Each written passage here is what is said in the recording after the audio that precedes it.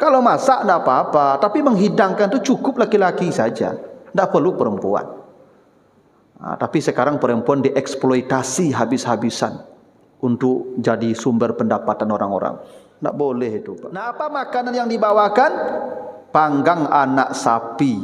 Jadi dulu Pak Ibu, anak sapi ini makanan mewah, Pak.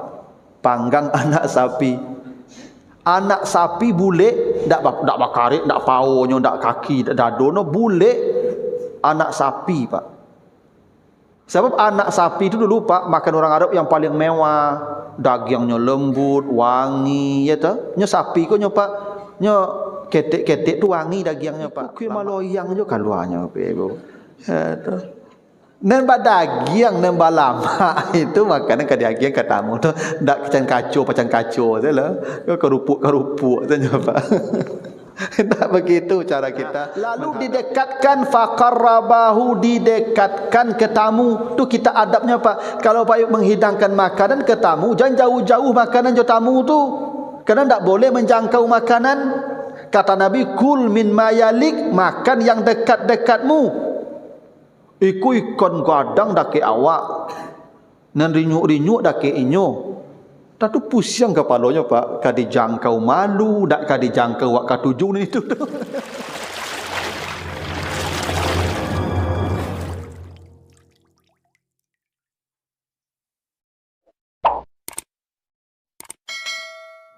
Assalamualaikum warahmatullahi wabarakatuh. Alhamdulillahi rabbil alamin. Assalatu wassalamu ala ashrafil anbiya'i wal mursalin wa ala alihi wa ashabihi ajmain. Bapak, ibu-ibu, kaum muslimin, jamaah subuh yang dimuliakan Allah, balik kita bersyukur kepada Allah atas segala karunia-Nya. Salawat dan salam untuk Nabi kita Muhammad sallallahu alaihi wasallam. Bapak Ibu yang saya muliakan, pagi ini kita bahas surat Az-Zariyat, surat 51 ayat 24 sampai ayat 30. Kita baca ayatnya. A'udzubillahi minasyaitonirrajim. Hal ataka haditsu dhaifi Ibrahim al-mukramin izdakhalu alaihi faqalu salaman qala salamun qaumun munkarun faragha ila ahlihi faja'a bi'ijlin samin faqarrabahu ilaihim qala ala ta'kulun fa'awjasa minhum khifatan qalu la takhaf wa basyaruhu bighulamin alim. Itu sampai ayat 28 saja kita baca. Artinya, tidakkah datang kepadamu cerita tamu Ibrahim yang mulia? Ketika tamu itu masuk ke rumahnya, mereka berkata salam. Ibrahim menjawab salam, wahai kaum yang tidak dikenal. Lalu Ibrahim bersegera menuju istrinya dan dia datang membawakan panggang anak sapi yang gemuk. Lalu makanan itu didekatkan kepada tamunya dan dia berkata, alangkah lebih baiknya kalian mencicipi makanan ini. Lalu tamunya tidak makan, Ibrahim merasa takut. Mereka berkata, janganlah kamu takut, bahwa kami datang hanya mengkabarkan engkau akan mendapatkan anak yang alim. Nah itu artinya surah Az-Zariyat ayat 24 sampai ayat 28. Ayat ini Bapak Ibu menceritakan saat Ibrahim kedatangan tamu. Jadi Ibrahim itu pernah kedatangan tamu yang tidak dikenal. Entah siapa orangnya.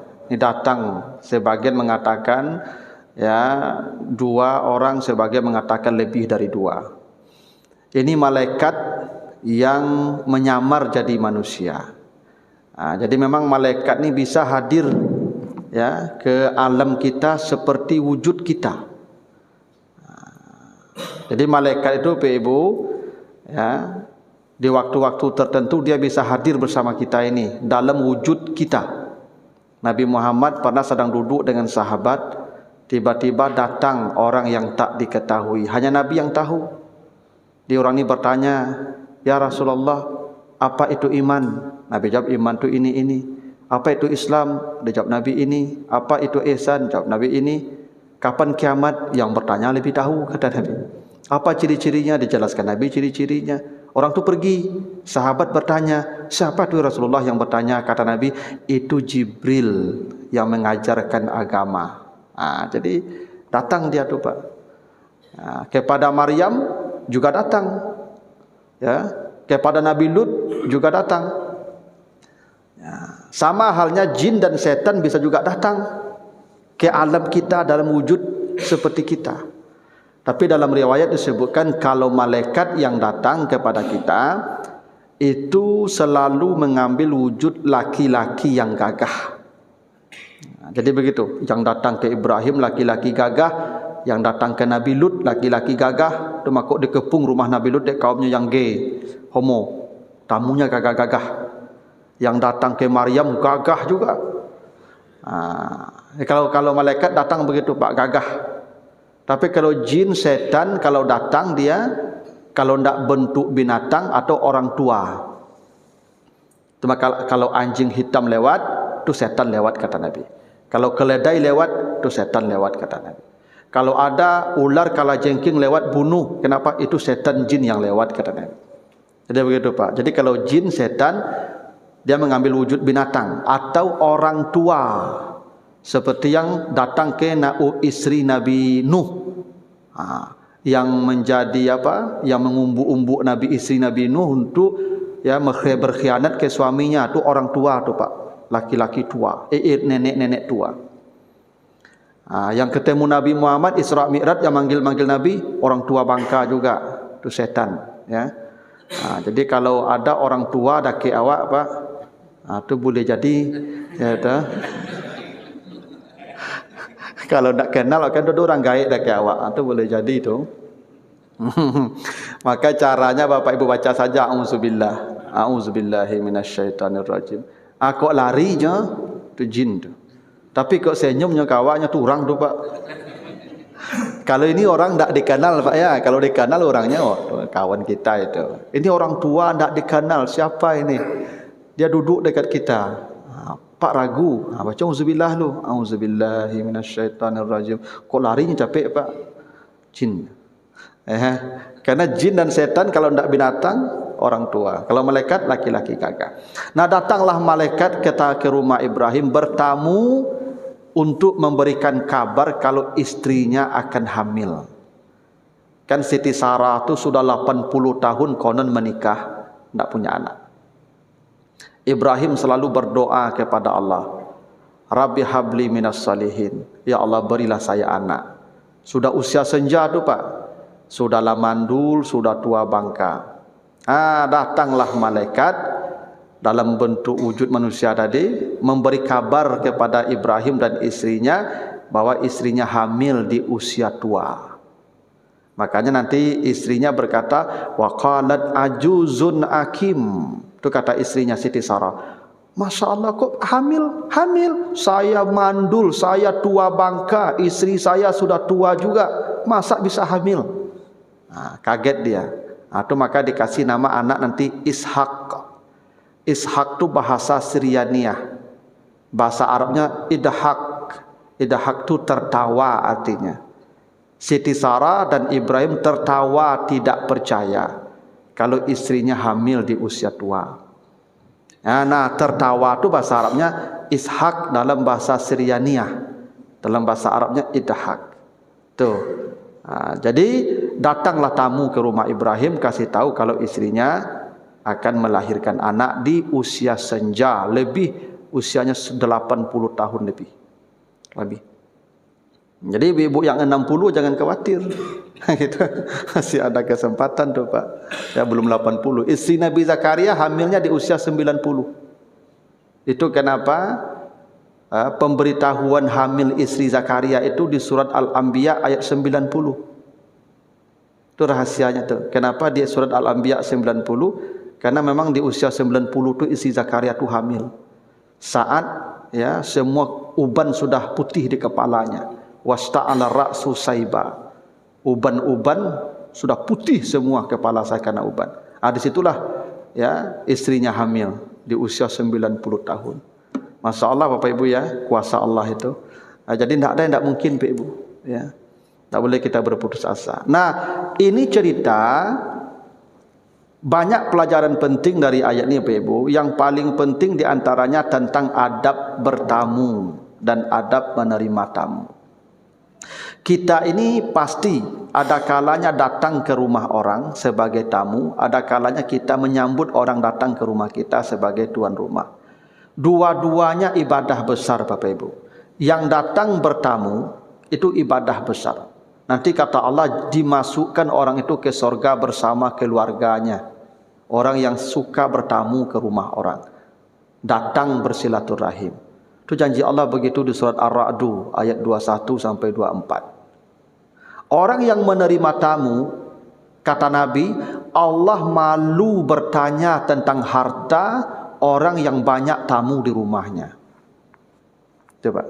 Jadi kalau ada orang suka menerima tamu di rumahnya, kata Nabi, Allah malu menanyakan hartanya nanti. Kan harta ditanya, dari mana kau dapat, untuk apa kau gunakan. Kalau ada orang menjamu tamu di rumahnya sering, Allah malu menanyakan hartanya.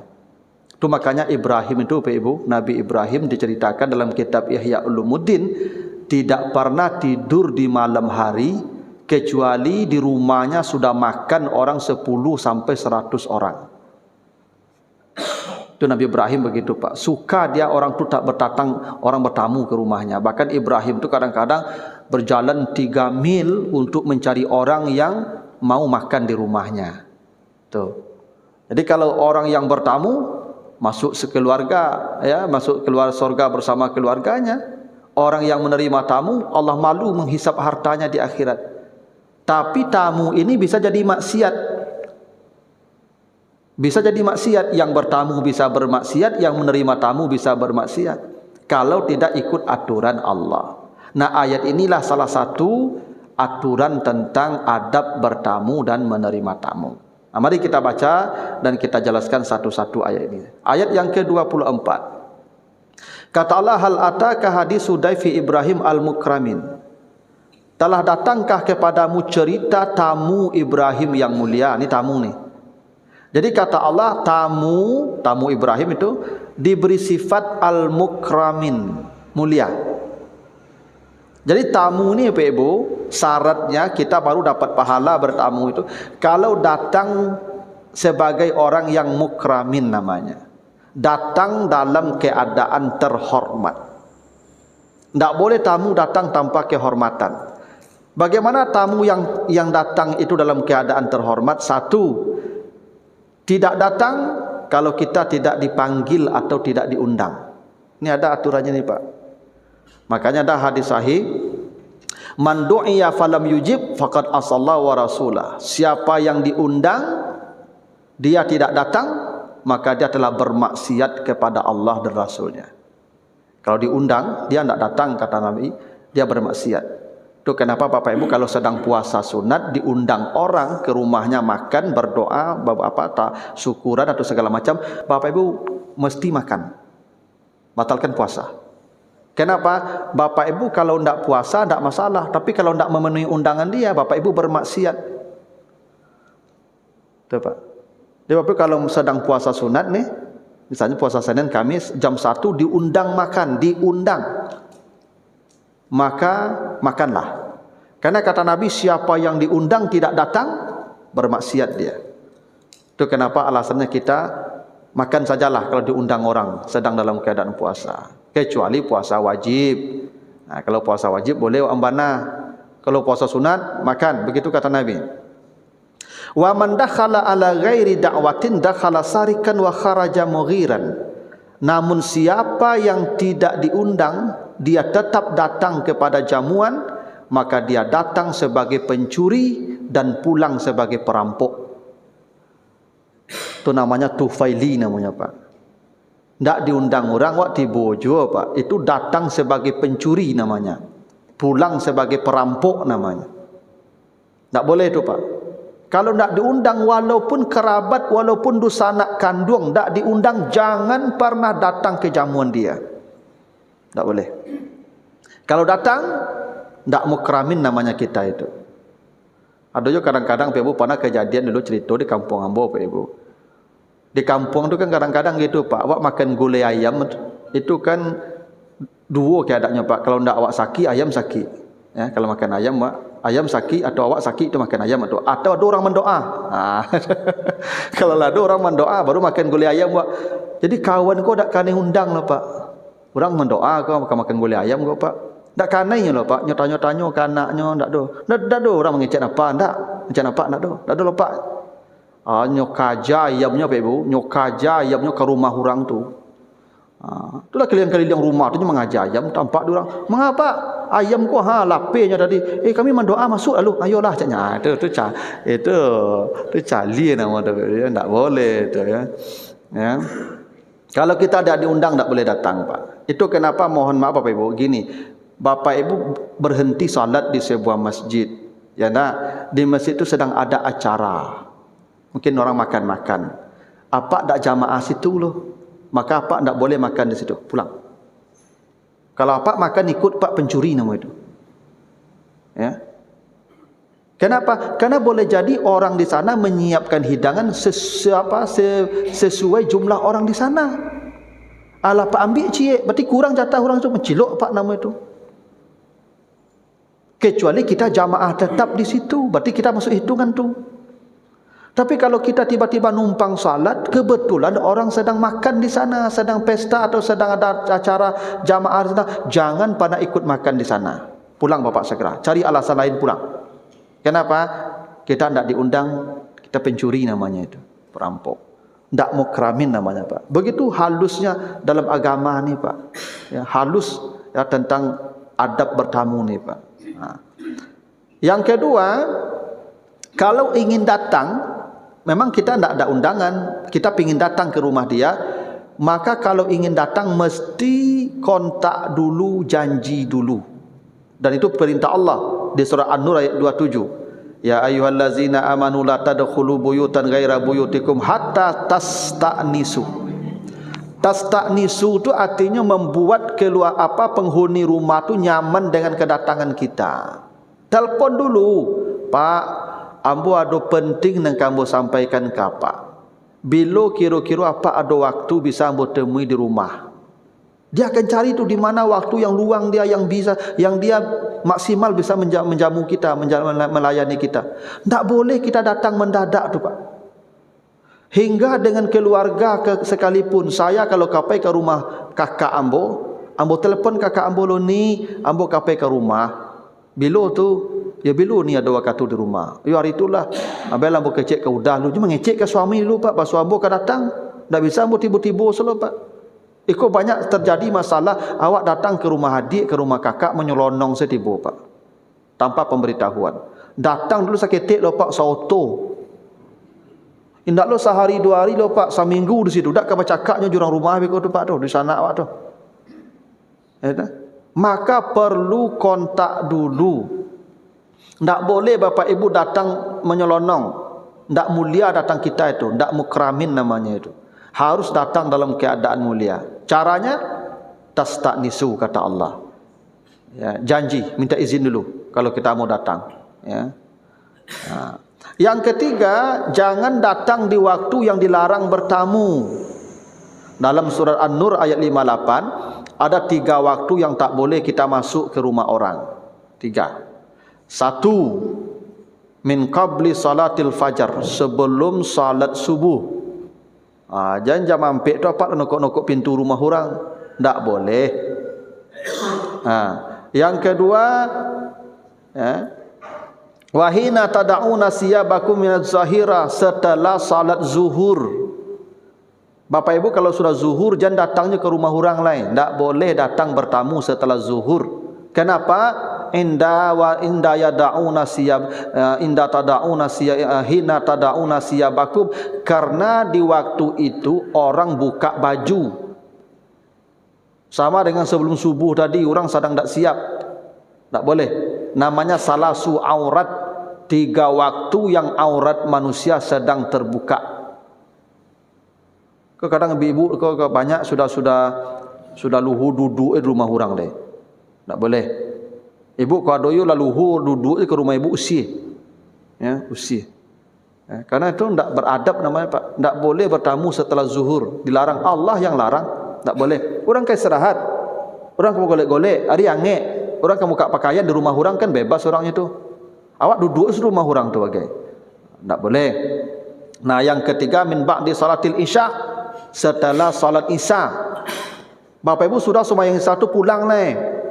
Kalau jam 10 jam 11 pergi bertamu ke rumah orang bagai. Orang kan lalu apa-apa jangan duduk di lapau jam 10 tu lah pulang lah sudah isya tu. Ya. Kecuali kok mungkin kok kafe khusus kan di tempat awak kan lapau kan cik rumah apa cik je rumah tu awak duduk sama-sama tu anak mungkin ke istirahat isteri ke istirahat awak duduk dia di lapau tu you lu dibuka lu kadainya pak sampai jam 2 malam duduk je orang di situ tak boleh tu pak tak boleh kita datang lagi ke rumah orang setelah solat isya. Allah larang tu tak terhormat kita duduk di rumah orang setelah isya itu. Kita kalau datang ke rumah orang mukramin harus terhormat kata Allah. Yang datang di waktu yang dilarang tu datangnya tidak terhormat itu. Salah satunya setelah salat isya. Kadang tu ibu-ibu kok tak sensitif pulang di masjid mota di mungko pagar mota. Terus masuklah ke rumah mota ilik. Dan suami ibu kok lah bolak-balik. Jangan duduk ya mota ibu tu di rumah tu. Tu tak sensitif nama ke rumah orang tu. Itu Pak. Nah, lalu itu yang mukramin ya. Jadi kalau datang ke rumah orang harus mukramin. Lalu kata Allah izdakhalu ketika tamunya datang qalu salaman. Tamunya mengucapkan salam. Ini adabnya nih. Kalau datang ke rumah orang di samping tadi minta izin harus ucapkan salam, assalamualaikum. Dan Nabi mengatakan kalau baca salam 3 kali. Iza qila lakum farji'u, iza qila lakum irji'u farji'u. Kalau tidak ada respon setelah 3 kali salam, pulang. Jadi tunggu rumah tu. Ada orang Pak, Assalamualaikum. Assalamualaikum. Oleh terompanya lah ya, tunggu selalu. Tak boleh. Boleh jadi memang dia ada di rumah. Tapi dia sedang tidak menginginkan kita pulang. Atau waktu kita tidak tepat pulang. Tak boleh menunggu. Dan mengucapkan salam itu Bapak Ibu harus di sudut pintu, jangan di depan pintu. Assalamualaikum. Jangan maduk ke pintu tu Pak. Kalau menghadap ke pintu di depan pintu pas dibuka pintu rumahnya nanti kita melihat isi dalam rumahnya tak boleh. Boleh jadi tadi anak gadis yang sedang tak berpakaian, istrinya sedang tak siap pakaian, awak lama tu tiba di rumah tu.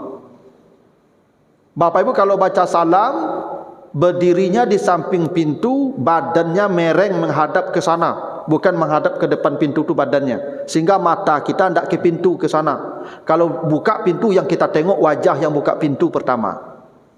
Begitu aturannya Pak.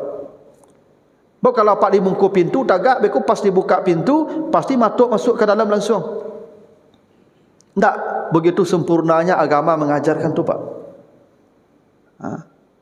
Apalagi mengintip-ngintip di salo-salo pintu. Assalamualaikum. Assalamualaikum. Kata Nabi kalau ada orang mengintip-ngintip di celah-celah jendelamu, tusuk matanya dengan tongkat. Begitu Pak. Kalau ada orang baca Assalamualaikum tu ngintip-ngintip dah. Assalamualaikum, Assalamualaikum. Jangan antak. Tak je tungkek. Tak beradab nama tu Pak. Ya. Tak boleh rumah kita itu privasi kita. Tak boleh ada gangguan di luar. Kalau ada yang mengganggu ke rumah kita, tusuk matanya. Begitu Allah Nabi menjamin hak-hak privasi kita di rumah kita Pak. Tak boleh ada yang mengganggu. Makanya kalau baca salam, Assalamualaikum 3 kali, tidak ada jawaban pulang. Berdirinya pun di samping pintu menghadapnya ke arah, bukan ke depan pintu, miring, menyamping menghadapnya. Supaya mata kita tidak langsung ke dalam rumah. Itu adab baca salam. Nah, lalu Ibrahim menjawab salamun. Ini pula hebatnya Pak, coba perhatikan. Salam Ibrahim salaman dengan fathah nasab. Salam Ibrahim salamun dengan rafa' salamun dhammah. Bakok apa beda Pak? Bakok salaman di tamu, kok salamun di Ibrahim. Ini sama-sama salam. Ada kaidah bahasa, rafa ini lebih hebat daripada nasab. Namanya rafa karena rafa itu jumlah ismiyah namanya. Kalau nasab jumlah fi'liyah namanya. Jumlah ismiyah lebih hebat daripada jumlah fi'liyah. Itu kaidah bahasanya, panjang penjelasannya. Artinya jawaban salamnya lebih hebat daripada salam yang disampaikan tamu. Ini adab kita di rumah Pak kalau menerima tamu. Ada orang mengucapkan assalamualaikum, jawabannya waalaikumsalam warahmatullah. Kalau orang mengatakan assalamualaikum warahmatullah, Bapak Ibu jawabannya waalaikumsalam warahmatullahi wabarakatuh. Kalau dia sampai wabarakatuh, jawabannya tidak boleh kurang sedikit pun, minimal sama.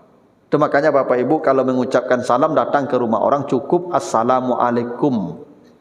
Biar orang punya rumah menjawabnya 3. Boleh waalaikumsalam sama, boleh waalaikumsalam warahmatullah, boleh waalaikumsalam warahmatullahi wabarakatuh. Tapi kalau sudah lengkap ibu dan bapak mengucapkan salam, dia tidak punya jawaban lain kecuali sama, waalaikumsalam warahmatullahi wabarakatuh. Perintah Al-Quran begitu. Nanti bapak ibu baca surat Al-An'am 54. Surat yang ke-6 ayat 54. Faizahu apa? Kalau di surat apa? Bila kamu diucapkan salam, ni An-Nisa 86 ya. Nanti ada di Al-An'am 54, dia ada An-Nisa 86. Bila engkau diucapkan salam, maka jawablah salam itu dengan yang lebih baik. Ya, di An-Nisa 86. Nanti juga ada aturan salam di Al-An'am ayat 54. Itu aturannya begitu Pak. Yang wajib tu menjawab salam, bukan mengeraskan. Kadang-kadang juga begini. Ada kadang-kadang Pak orang ko datang dak katujuannya meminta-minta saya tiba Pak. Tiap hari mengemis ya, kan kadang-kadang bahasa kasarnya gitu Pak. Lata gaduh lah wakdinya Pak. Tiap hari tibunya mengemis. Hari itu apa sedang tak mood maginya loh. Ya tak apa-apa. Itu hak kita. Tapi dia assalamualaikum. Assalamualaikum. Ibu jawab saja, lambat jawabnya. Waalaikumsalam. Itu saja. Bukan dikancangan mereka. Oh baru orang aku ada isi rumah ada orang namanya bawa. Tunggu lalu je. Kadang-kadang kan orang kau kadang-kadang kan orang kini kan mengemis, kadang-kadang bukan pengemis. Sekarang bisa jadi orang tu niatnya jahat kan. Ibu di rumah seorang laki-laki ibu, padahal aku penjahat tu. Jawab salamnya lembut saja. Yang penting salamnya dijawab. Jangan tak dijawab. Tapi tak mesti dengan suara keras sekeras dia memberikan salam. Jawabnya yang penting. Itu tak mesti keras. Ini tamunya mukramun apa? Tamu kaumun munkarun, orang yang tak dikenal, tetap jawab salamnya lebih baik. Itu Ibrahim begitu mencontohkan. Ya. Jadi memang begitu, kita jawab salamnya dengan salam yang lebih baik. Bukan hanya dijawab salamnya, faragha ila ahlihi. Ibrahim langsung datang ke belakang menemui istrinya, membawakan panggang anak sapi yang gemuk. Nih, jadi Bapak Ibu, adab kita kalau menerima tamu setelah mengucapkan salam, jawab salamnya, duduk, jangan bicara dulu dengan tamu. Oh itu hebatnya Ibrahim Pak.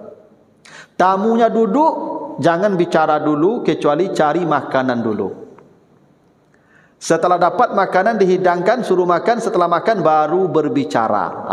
Jadi memang begitu aturannya Pak. Maka dalam minat di adat awak kan disebut begitu Pak. Mengecek lah piara. Enak baru diang sudah makan. Gitu ya Pak. Betul tu Pak. Tu Al-Quran tu Pak. Tu adat bahasa Disarak nama tu. Ayatnya begitu. Ibrahim datang, orang bertamu ke rumahnya, belum diajak bicara sepatah kata pun. Faragha ila ahlihi, Ibrahim bersegera menemui istrinya di belakang, membawakan panggang anak sapi. Jadi adabnya kalau ada orang bertamu ke rumah awak Pak, jangan diajak mota dulu, agi makan minum dulu. Kadang-kadang lah saja mota Pak, lah katagak tamu ko leh, dak minum mak dulu. Aduh, keterlaluan tuan rumah ko Pak. Ya, begitu indahnya dalam agama ni Pak. Kasih dia makan dulu. Dan ini pula dasarnya ibu-ibu ndak boleh duduk dengan tamu.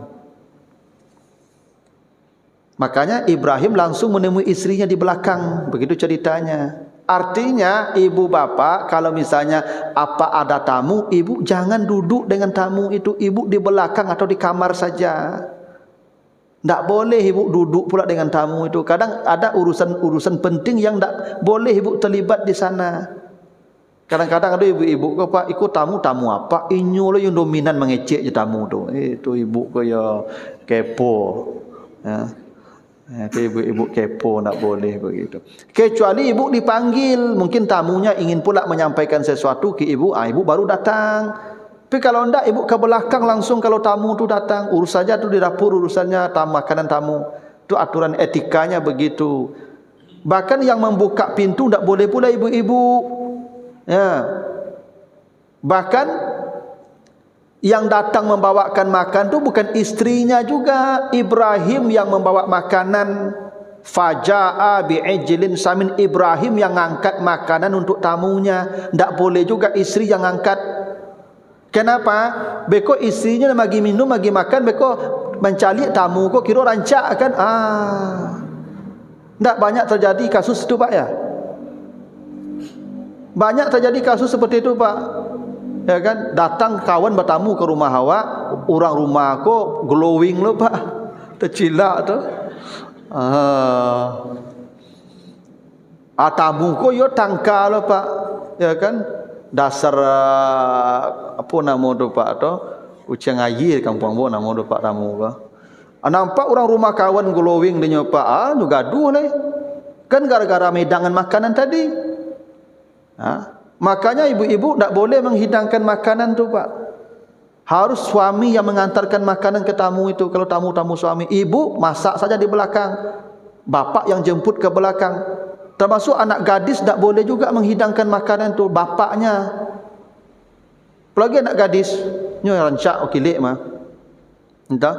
Tu makanya saya sebenarnya pak, mohon maaf, saya ini kurang setuju pak kalau pelayan-pelayan di restoran yang mengantarkan makan tu perempuan. Kenapa harus perempuan? Kenapa harus perempuan? Orang lapar tak pergi mencari bantu orang, lebih misi parui ke situ mah, lu bantu orang perlaluan situ tu pak. Laki-laki yang menghidangkan makanan ke tamu itu, kenapa harus perempuan pak? Seksi leh, ya toh. Tapi di restoran-restoran itu yang terjadi. Coba lah pak culuk di, misalnya mohon maaf di KFC, di McD, di Pizza, perempuan kan? Apa urusannya dengan perempuan itu? Kalau masak tidak apa-apa, tapi menghidangkan itu cukup laki-laki saja, tidak perlu perempuan. Tapi sekarang perempuan dieksploitasi habis-habisan untuk jadi sumber pendapatan orang-orang. Tidak boleh itu pak. Maka contoh Ibrahim begitu, ya, tamunya datang, yang kasih makan itu Ibrahim, bukan istrinya. Nah, apa makanan yang dibawakan? Panggang anak sapi. Jadi dulu Pak Ibu, anak sapi ini makanan mewah Pak. Panggang anak sapi. Anak sapi bule, tak bakarik, tak paunya, tak kaki, tak dadono, bule anak sapi Pak. Gini Pak, makanya korban itu tak boleh lebih 5 tahun kan? Maksimal 5 tahun kalau sapi Pak. Ya, yang paling bagus 3 tahun. Sebab anak sapi itu dulu Pak, makan orang Arab yang paling mewah, dagingnya lembut, wangi, ya toh. Nya sapi kok nyo Pak, nyo ketek-ketek tu wangi dagingnya Pak, lama. Kalau lah umur 5 tahun tu nya lah tua Pak, langi. Nya Jawi kok, ya mohon maaf sama jurang tu Pak, nya makin tua makin berbaun. Gitu Pak. Makanya anak bayi tu kan tak bau, tak mandi 3 hari dah Pak. Kalau awak kan padek bau nak tu mah. Itu makanya panggang. Jadi panggang anak sapi ini Pak Ibu, ini simbol. Apa simbolnya? Makanan yang paling mewah. Itu makanya pakai sifat samin, gemuk. Tak kurui loh Pak, gemuk.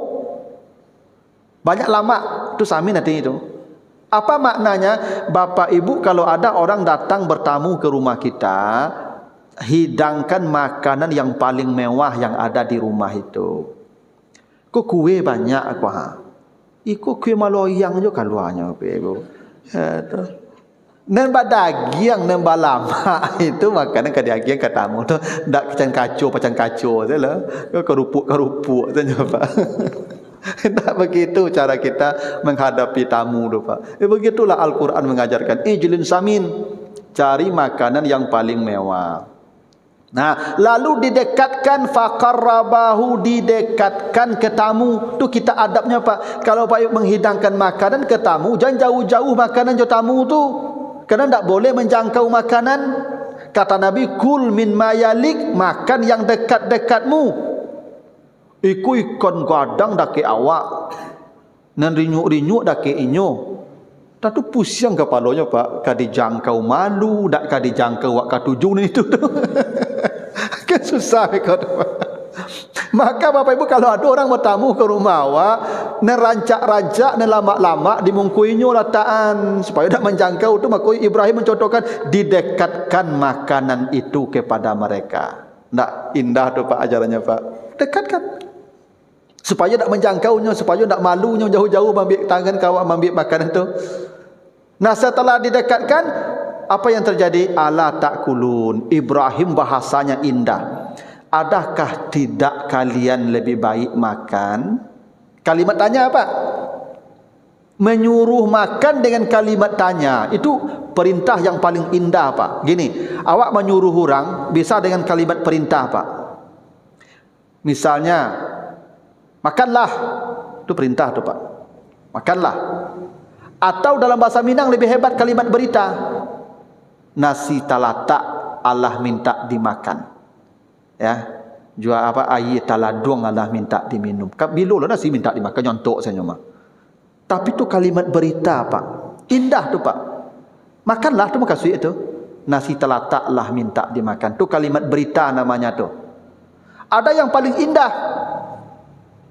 Bersediakah Bapak mencicipinya? Aduh paling indah tu Pak. Bertanya. Saya kalau mahasiswa masuk ke ruangan saya, keluar. Pastinya keluar. Tapi angoknya sasak keluar tu mah. Kasar Pak ke macam. Atau boleh Bapak sendiri di ruangan dulu? Nya mesti itu Pak, tapi lebih indah. Kalimat tanya aku yang paling indah Pak. Dia Pak kalau menyuruh orang makan, jangan kalimat perintah Pak. Sungkahan saya yo, takutnya makan beku Pak kalau sungkahan tu bahasanya. Ya toh? Tandihan ya yang ada kok. Enak. Kalau menyuruh orang makan, mudah-mudahan Bapak Ibu semua berkenan mencicipi hidangan kami dan terima kasih telah bersedia ya mencicipi hidangan kami. Tuh kalimatnya begitu Pak. Ya kadang-kadang begini Pak, makanan tu mungkin tak lama mana loh Pak, tapi cara menghidangkannya lama. Ya tak? Ibu masaknya uwak taruangnya sambal lado. Tapi ibu ketika menghidangkan uwak taruang sambal lado tu kapak Pak, mudah-mudahan apa ndak berkecil hati dan bersedia memakan apa yang ibu masak. Iko yang ibu masak hari kuah. Berkenan apa mungkin mulai mudah-mudahan apa berkenan. Itu kalau itu ibu menghidangkan uruk taruang tu sambal lado tu rasa KFC biku mah. Taruang tu bisa rasa KFC Pak. Dek cara menghidangkan. Tapi kalau sambar randang ibu buat, tapi cara medang sungkah salah makan sepandai. Itu dah lama tu rasa racun ikut tu. Coba kau di restoran tu coba ibu lihat dengar apa bahasa pelayan restoran. Setelah dia mengantarkan makan, silahkan Pak, ini pesanannya ya, selamat menikmati hidangan. Gitu kan? Itu caranya tu Pak. Ibrahim begitu caranya. Ala takulun, tidakkah lebih baik kalian mencobanya? Bukan makanlah. Begitu bahasa jo tamu tu indahnya Pak. Jangan sampai bahasa kita hingga menyuruh makan pun jangan sampai tamu tu merasa takut dengan bahasa awak. Pilih bahasa yang indah. Dan ternyata tamunya memang tak makan karena malaikat tak makan dia. Ibrahim merasa takut. Yang salah. Apa yang salah? Apa ada lagi yang salah saya? Kenapa tamu tak makan? Kata malaikat, kami memang tak makan. Kami hanya datang memberi kabar gembira bahwa istrimu hamil. Ini basa-basi tamu Pak. Jadi tamu kok dihidangkan makanan Pak. Jadi santuang sadonya basa-basi.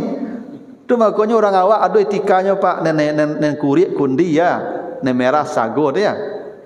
Nen baik budi nen elok baso. Memang basa-basi Pak. Lapa pun parui awak jadi calian selalu buruan rumah orang tu. Tak boleh. Dan makan. Memang wak butuh Pak. Kadang-kadang minta bungkui bagi Pak. Lahnya makan Pak. Oi, lama mau bungkui lah tiap orang rumah kau aja itu. Itu tak beradab namanya bertamu tu Pak. Tak boleh. Kalau dia membungkuskan untuk kita, alhamdulillah. Tapi dia minta bungkusan, lamanya ni ibu ya.